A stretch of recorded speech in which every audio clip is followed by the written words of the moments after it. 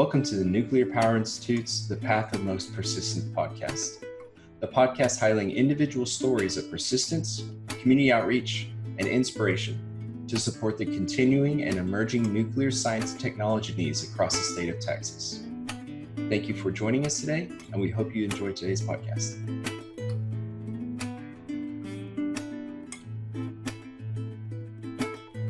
Bego Aranguren is a fourth-year PhD student in the Nuclear Engineering Department at Texas A&M University, with hopes of completion in the spring of 2022. She is the president of the Institute of Nuclear Materials Management, Texas A&M Student Chapter. Begonia completed her undergraduate degree here at A&M with a major in nuclear engineering and a minor in radiological health engineering. She played for the Texas A&M women's golf team and is an undergraduate and grew up in Madrid, Spain. So, how are you doing today, Begonia? Good. Thank you so much for having me. I'm so excited. We're thrilled to have you here. We're very fortunate to be around you, so to speak. Your work is done with our director, Dr. Sean McDevitt. And so we see you from time to time in our facility, and we hear of all your accomplishments. But I want to take a few steps back today before we really get into those things. I want to know, if you grew up in Madrid, Spain, how is it that you selected Texas A&M? Why are you here? So I have an older brother. He's 2 years older than me, and we are very close. And so when he started university, he was so sure that he wanted to come to the States to study. And so he did that with a golf scholarship as well. And so when it was my turn to start university, I was like, I don't want to be here by myself. So I kind of followed his steps and also applied to multiple universities in the U.S. And we were very lucky that if we both went to a university together, we would get a very good scholarship. So he transferred and I started university in Texas with him at Texas A&M International University for 2 years, and then he finished his studies there, and I transferred to A&M at College Station. So that's kind of what brought me here. And I remember when I first started, I did not know what to expect from Texas. I had never been here, and I absolutely love it. I'm so happy that I came here, and I can't imagine being anywhere else. I really do love it. That makes me happy for so many different reasons, not only because, obviously, we're here and this is the university that we work for, but also just as a woman to woman. I'm so happy that you're in a place where you feel good and you're thriving. But I need to know, since you mentioned your brother, I need to know, so you both are engineers? Yes. And you both played golf.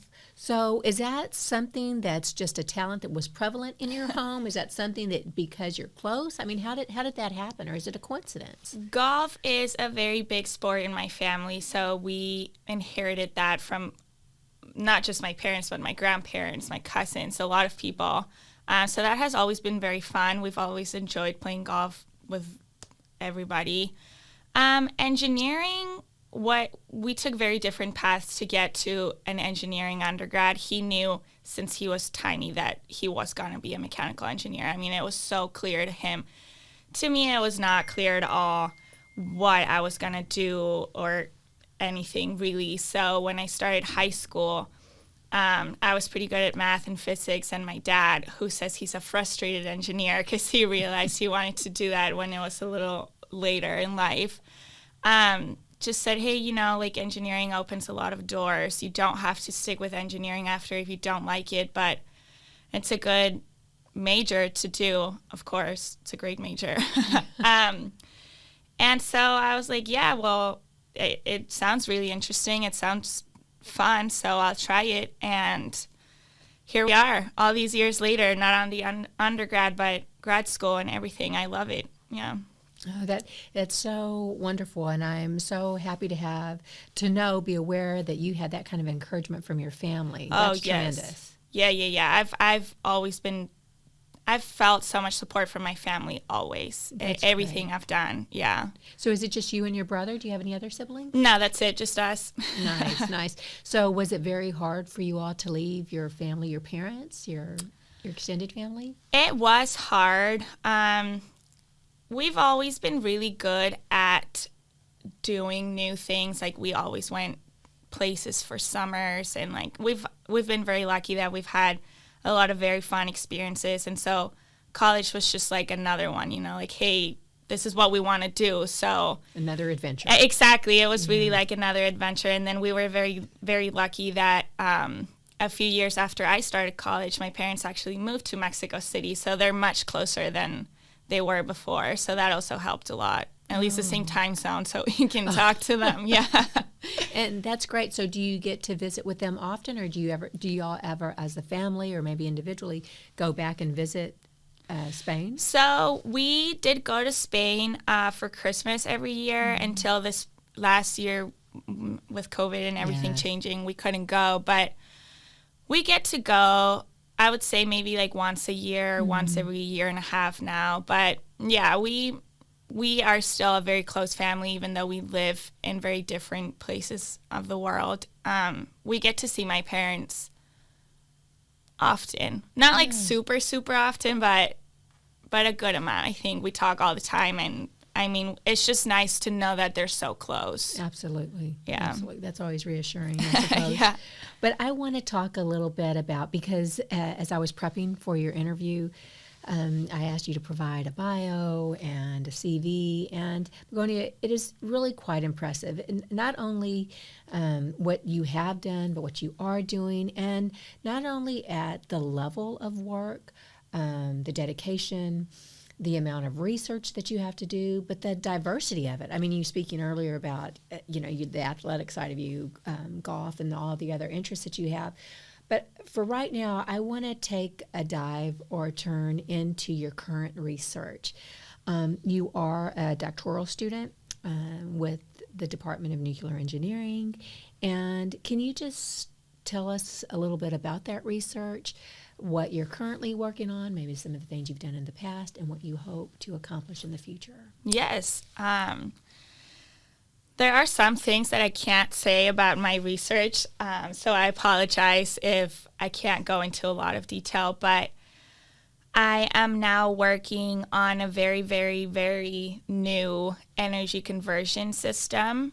It's a design that actually came from a group of very impressive people, and then they wanted to work with Texas A&M, and that's when I came into the picture.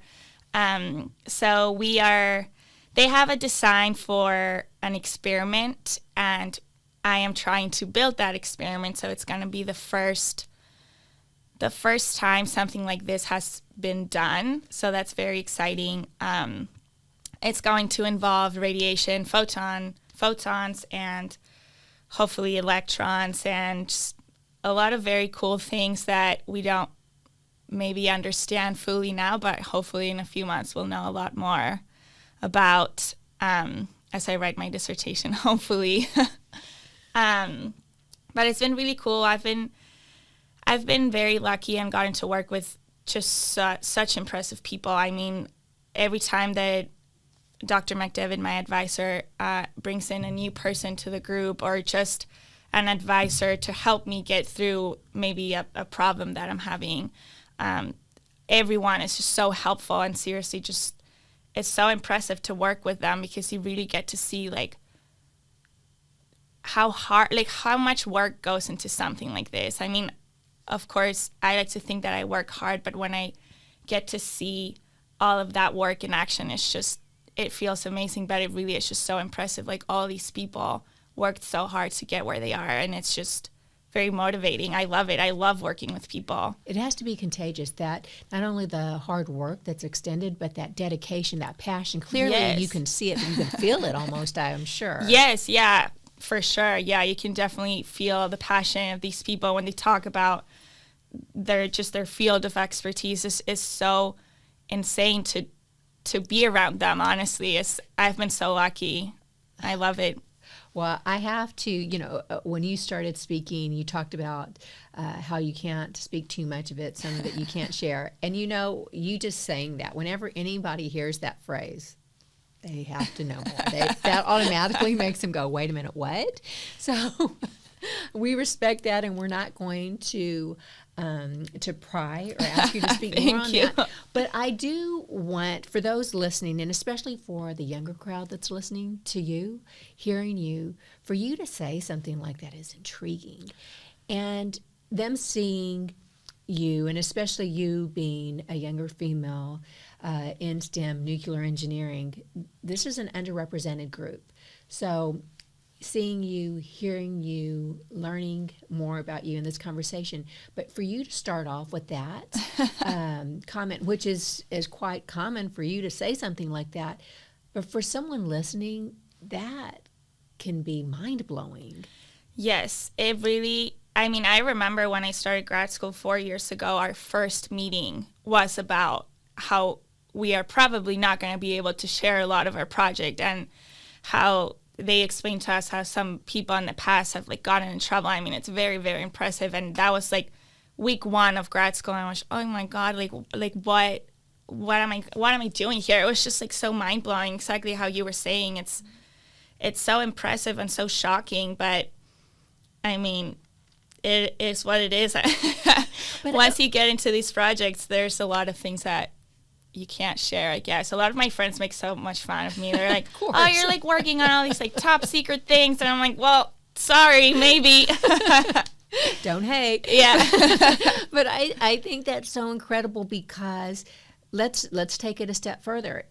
Back when you were home growing up, 10 years old, 12 years old, did you ever see yourself, first of all, being at Texas A&M, Department of Nuclear Engineering, working on a top secret project? How does that motivate you, just knowing that you've come from this position to this position and realizing others are watching you? Well, I don't know, maybe when you were 10 or 12, maybe you did know see yourself. No. When I was 12, I didn't even know nuclear engineering was a thing. It's really, I've somehow ended in nuclear engineering through just, I don't even know. Some people will ask me, how do you pick nuclear? Because it's one of our smaller engineering departments at A&M, even though this department is one of the biggest ones in the U.S. So it's still a pretty small engineering field, which I think makes it even cooler. But that is a good question. How did I pick nuclear? I don't know. I definitely, when I was 12, I had no idea even what engineering was. Right. But I remember wanting to do biomedical engineering. I don't even know why I picked that. And then I realized that I was going to have to learn about the human body, and I was just not really into that. Mm-hmm. And I was very lucky to have very good teachers in high school, and one of them was a physics teacher. And I just suddenly remembered her talking about fission and nuclear reactors, and I was like, wow, this is really cool. And what was that teacher's name? Because I always want to acknowledge Dr. Bree in Spain. Yeah, she was very funny. And I remembered her, and I was like, well, nuclear engineering sounds great, so here we go. Yeah. And I like spending time on this, because so much of our work with NPI, our outreach, is focused on K-12. So we're always trying to unlock the secret. What is that secret sauce, so to speak, in inspiring young people, especially to endure, because no matter how intelligent you are, how brilliant you are, this can't be easy, ever. Is it easy for you? No, I would not say it has been easy. I would say it's been very rewarding, and I think that is very motivating to me, at least. I also like to be very busy. When I played golf, I had to wake up at 5 to go to workouts, and then go to class, and then practice for 5 hours, and then study until I went to sleep. My day was just completely booked. And so I love that. I like being just busy doing work. So that has helped me a lot, of course, because this takes a lot of hours. But if you enjoy it, I think it's very rewarding. But how do you This is a path of most persistence. How do you persist through all of that, Begonia? Because with all that going on, obviously it takes your energy and passion, okay, but that has to be replenished from time to time. I mean, even if you love something, surely you don't love it every day, all day long? Yeah, no, I totally agree. So how do you persist? How do you keep going and accomplishing like you do? Thank you. I think it's just I've been around very incredible people. My teammates were so motivating. We had a lot of fun. So even if maybe I was a little bit tired of golf one day, I mean, I was hanging out with my best friend. So it was just, okay, well, I'll just go have a good time. And then, I don't know, I always have a good time. So I think that really keeps me going in class. I've really enjoyed most of my classes. I love hanging out with people. So even if I'm tired, I mean, I know I'm going to have a good time. So I just keep going. I just have fun, I think, with whatever you're doing. It sounds like you really are intentional about enjoying yourself, but yes, but still finding time to do the work, because it can't just be, I mean, it can be for students just having a good time, but they don't accomplish what you're accomplishing. So there has to be a balance. So you have to be well planned. Do you schedule, or do you have a planner? How do you manage all your responsibilities and fun? I did have a planner in undergrad. I haven't had a planner in a little bit, but this might be with this new life that we're all having to live. I work a lot more from home. But I think it's just since I was little at home, we were always allowed to do really whatever we wanted to once all our commitments were done. So first is school, we played a lot of sports when we were growing up. So there were things we had to do. And once we did those things, then we could play or do whatever we wanted for fun.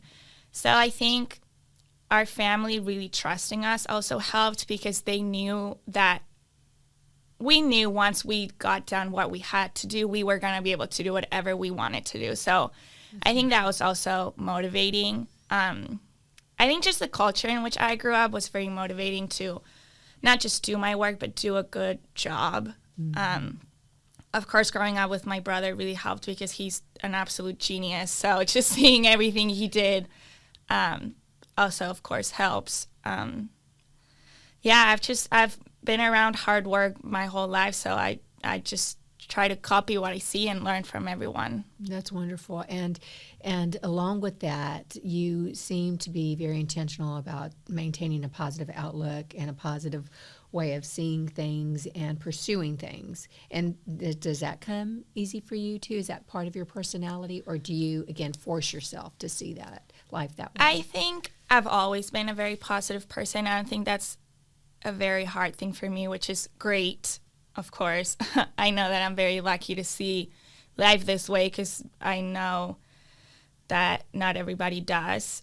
I don't think that I have to force that, but I do think that I help myself be this way. I think being able to adapt is like the most important thing to succeed. I don't know if I want to say succeed, because I want to see what I'm going to do in the future, but progress, maybe. Progress, right now, exactly. Yeah? Yes, thank you. I think persistence is, of course, so important, but for me, persistence changes all the time. It's not always doing the same thing. And there's a quote that I kind of think about often. I don't know who said it, but it's about how the definition of madness is doing the same thing over and over and expecting different results. Yes. So I think adaptability is so important. If one thing isn't working, then I'm going to figure out a way to do it to get that done in a different way. And I've learned that since I was tiny. In my family, being able to adapt. I just remember my parents just constantly saying that you have to be able to adapt to everything. That's a sign of intelligence, being able to adapt. So I think finding a way to adapt is persistence. If you don't give up in trying different things, different ways, even doing the same thing in different ways. I think that is very important. And I think also that is what motivates me, because it's not like, oh, I'm good at math, so that's not interesting to me anymore because I know how to do it. That's not it at all. It's like, okay, great, I did this problem in math. Maybe I can find a different way for this next problem. So I think I try to view everything like that, just a chance to adapt and hopefully succeed. But at least progress, that's for sure. But yeah, I think adapting, but persisting and adapting, I think. I love that, because especially as I think we've all experienced from one degree or another through the whole COVID era and having to adapt in how we conduct our business, to have that skill, and do you already have an established relationship with that skill, had to have served you so well. But I'm intrigued that you recognize that you learned about the importance of adaptability when you were a child. You must have been a very self-aware child. Were you very aware of yourself, how you interacted with other people, how others reacted with you when you were young? I want to say yes, but I think I have learned a lot about that in college. Moving from Spain to Texas, a lot of what I thought I knew, I didn't at all. And so, in what respect? In everything. Living by myself, or just everything. My mind was blown when I moved to the States. Everything is so different. Things that I thought were normal are not normal. Things that, I don't know, just like culturally, or just at that stage of your life now that you're a college university student? I think both. I think some had to do with age. Like, I'm growing up, so of course I'm going to keep learning, hopefully. I think also culturally things were very different. And so I've sort of had to learn a lot about myself the last, 7 years. But I've made an effort to learn those things about myself. I realized that there were some things I had to just figure out in my mind because I was struggling. Not in a negative way, just things that I had never thought about before. I was like, well, what if this is not what I thought it was? And I've really made an effort in the last couple of years to learn a lot about myself. So I don't know if maybe that comes from knowing that since I was little, but I definitely have seen a change in the last couple of years. Thank you for sharing that, because I think that those that can adapt do take that time to have that awareness within themselves to it's almost like I tell my own children, I like to take the temperature within myself sometimes, like, how am I running hot? Am I running cold? Is this okay with me? Wait a minute, I made a decision. Was that a good decision? Do I need to alter? I think those are important dialogues that you have within yourselves to be able to adapt, right? Yes. To know if you continue on a path or if you need to pivot in some sort of way. So thank you for sharing that. And I don't think you can ever be too young to start doing that. Oh, no, I totally agree. I think the younger you start, the better, honestly. Yeah. And to me, because I want to go in this direction too, about how it really is that you made your way to nuclear engineering, maybe that's part of it, your adaptability, because, you mentioned earlier you don't really know how it is you ended up, but I'm wondering if it was because others saw your skill set, they saw your capabilities of some sort, or they had a peek into it. And maybe, did they pursue you? Did you have professors that came to you and said, how about taking my class? Or did you have, because really, again, nuclear engineering is very specific. Yes. Yeah, it really is. And I did have that happen when I started grad school. So I when I applied to grad school, I had no idea how it worked. And when I got accepted, I realized that a lot of my friends in class, none of us knew how it worked. So basically, if you want to do a master's with a project or a PhD, all PhDs in nuclear engineering have projects, you need an advisor. And hopefully you get a project that has funding, and that's how you do your project. So when I started grad school and I got accepted, I went straight PhD route. Mm-hmm. And I remember my first week, I did not have an advisor yet. And at this point, I was like, okay, I made it to grad school, but I still have no idea what I want to do. So I was happy, of course, that I had made it this far, but I was like, okay, so now what? And Dr. McDevitt, my advisor now, did reach out to me, and he said that he had some projects and needed some students, and he remembered me from our undergrad class, and that he thought I would be a very good candidate for one of their projects, and so that's how I ended up working with him, which has been great. But yeah, that did happen, but I had already graduated with my undergrad. Nice. Well, I think it's wonderful to know that, and again, it's important for people to hear that you may not realize the influence you have on other people, that others are observing you and observing your talents when maybe you're so focused on getting your studies done, doing your work, that sometimes we forget other people are observing us and see skills or things about us that maybe we don't recognize for ourselves. But we're very happy you said yes to Dr. McDevitt, our director as well. But from what we hear, we do get to hear lots of great news about you through Dr. McDevitt. Thank you. And one of the things we've been hearing about you through him is that you've had several offers for fellowship opportunities. And I want to know about that because that is so prestigious. Thank you. What amazing accomplishment. So can you talk about some of those opportunities, some of those fellowships, and do you know which direction you're going to go? Yes. So I applied to the NNSA and sorry. It's okay. It has like a lot of letters. NGFP, NNSA Graduate Fellowship Program. Okay, and there we go. And this is a federal program through the Department of Energy. Yes. Sorry. Okay. That's okay. That's a lot of letters. It's a lot of letters. And so I applied to do a fellowship with them.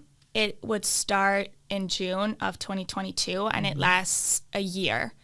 And so the application process, you apply to this fellowship, but then within the fellowship, they have a lot of different offices that do a lot of different things, all related to nuclear security, which I think is very interesting. And so I applied to the fellowship, and I got 7 interviews from 7 different offices. Yeah, it was very, very exciting. And so I had my interviews 2 weeks ago, and I was pretty nervous because I had never had an interview before. Is that like 7 back-to-back? Well, I had 3 back-to-back the first day. So my first interview was followed by my, back-to-back. Yeah, it was pretty intense. Yeah. And then I had the other ones kind of like on different days at least. Yeah. So I had those interviews. They went pretty well. Everyone was great, honestly. And they are going to start sending offers in 2 days. So hopefully we will know soon if I will be going. It would be in Washington, D.C., so hopefully we will know soon if I will be going there in June. Is this a time where you can talk about what you would prefer, or would you rather wait until you get those offers? I can say that after the interviews were done, I had to rank the offices, so from my favorite one to the least favorite one. I mean, they were all great. Of course. And so I was able to do that.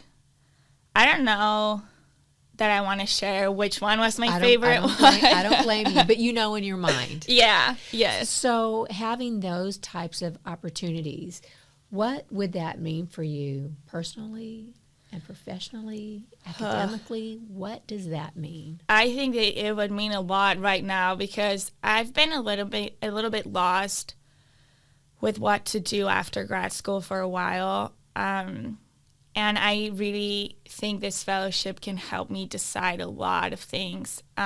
Any of the offices that I interviewed with would help me, I think, see what comes next. Mm-hmm. So hopefully I would be done with my PhD before I start my fellowship, and then the fellowship lasts for 1 year. Mm-hmm. And from some of my friends that are doing the fellowship this year, and from what I've learned from the interviews, it is just an incredible learning opportunity, which, as I said before, I love learning. I mean, all the opportunities that I have to get better, learn everything, I will take. Mm-hmm. And I think this fellowship does a really good job of letting you use all your background knowledge on something that is more real.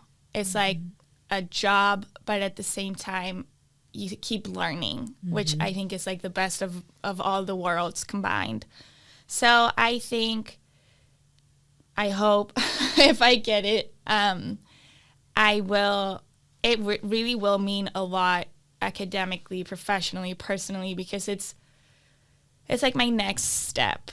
Mm-hmm. So I have very high hopes for this fellowship. Absolutely. Absolutely. And the thought of having to move, that is probably quite exciting too. Maybe a little scary or not. Change is always good. Adaptability is good. Yeah. I'm very excited. I've actually never been to Washington, D.C., but for some reason I just feel it in my body that I would love it there. Everyone says the food is amazing, so I'm very excited about that. I think it is a foodie town. Yeah. Nice. So I definitely would say I would be nervous to move, but I don't think I would say I'm scared. Yeah. Well, speaking of that with all of the major steps and projects that you've had, it's had to take, courage. It's had to take not only that courage, but the willingness to do the work. So let's talk about that.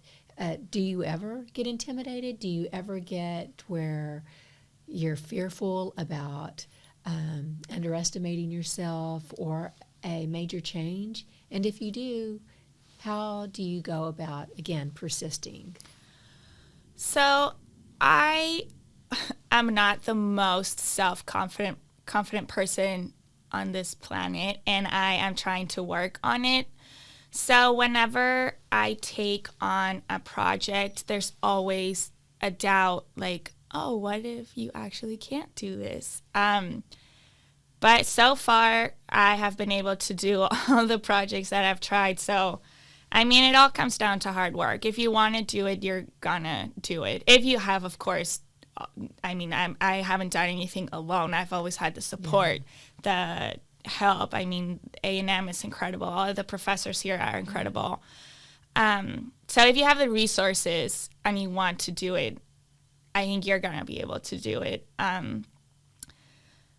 I usually just start with, I divide my big project into little steps. So I meet with my advisor, Dr. McDevitt, every Tuesday morning, and we're like, okay, this week, this is what I'm going to do. And so then I come the next Tuesday, and I'm like, okay, I've done this. What do I do now? So it turns a huge 5-year project into just a week worth of work. Okay, what am I going to do this week? And that is a lot less intimidating. Even now that we have this schedule down and we've gotten very good about meeting and everything, when I think about, oh my gosh, like what am I going to be doing in March?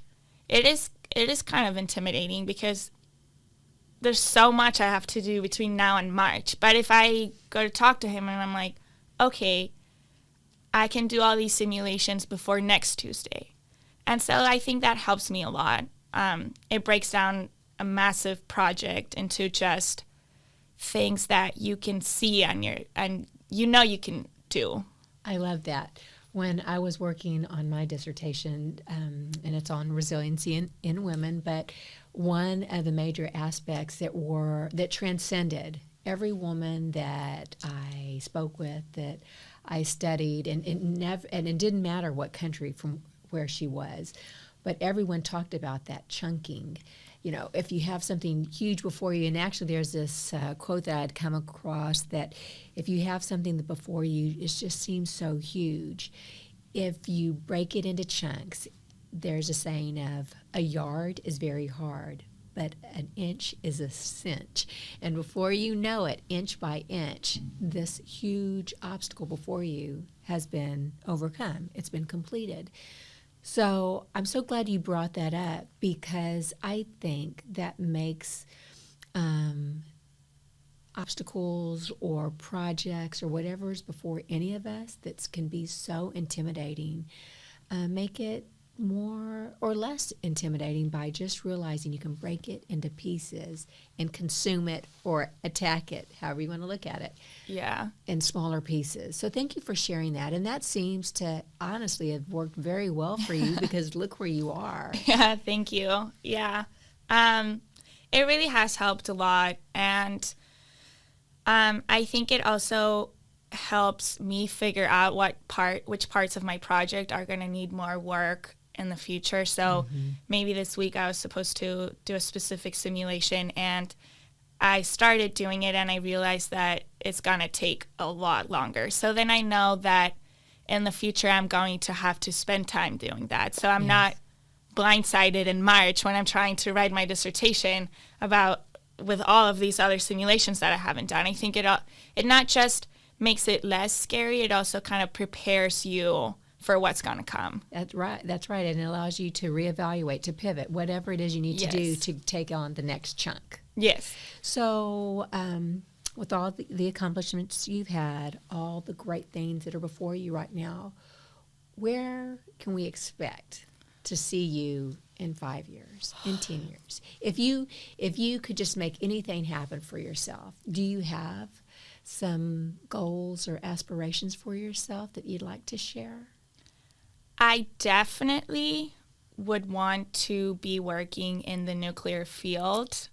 Where I see myself in 5 years is something that I ask myself all the time.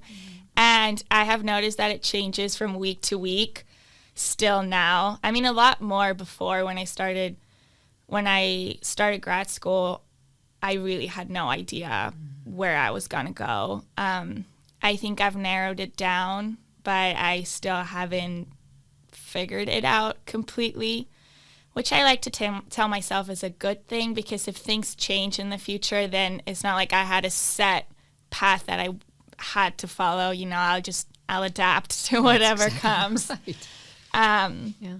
So in 5 years, I definitely hope to be done with school. Hopefully I get this fellowship and it goes really well, and from then I can figure out what is next for me.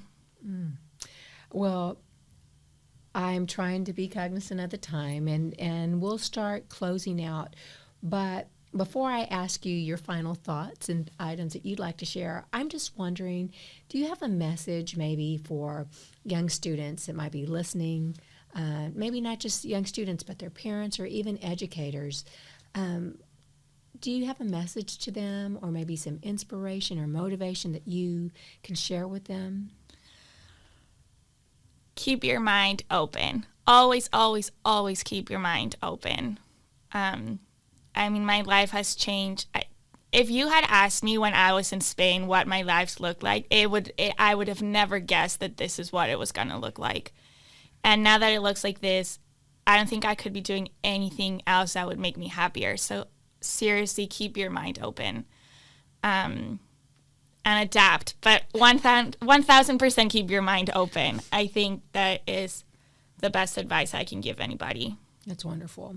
And again, before we close out, is there anything else that you'd like to share with us before we close out? Because as much as you are giving us such a gift in sharing with all of our listeners, what can we do to help you enhance your profile? Is there any message that you would like to share about what you're doing, what you want others to know about you that they may not know by looking at your resume or looking for you on social media?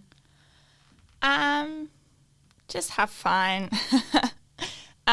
Enjoy whatever you are doing or you decide to do. Try to enjoy it, because otherwise that would be really sad if you didn't. Have a good time always. Keep your mind open and go nuclear. Well, on that note, we love it. So, Begonia, thank you so much for being with us. We definitely will want to have a conversation with you, perhaps once we find out what that fellowship will be. Yes. It'll be something to celebrate, and we'd love to know the next chapter of what your life would be, and, of course, as you succeed throughout your amazing professional career that you have before you. Don't ever want to lose touch. But to our audience, thank you so much for listening in on our conversation with Begonia. Obviously, she's a talent. She's an amazing individual. And like she said, be adaptable. And all of the amazing tasks before you, you'll get them done if you just chunk them into smaller pieces. Have a great day. Thank you. Thank you for listening to our podcast. The Nuclear Power Institute is a joint center with Texas A&M University and the Texas A&M Engineering Experiment Station, and is a component of the Nuclear Engineering and Science Center. For more information about our center or about our guest speaker today, please visit our website at npi.tamu.edu and look for us on Facebook, Twitter, and YouTube. Thank you.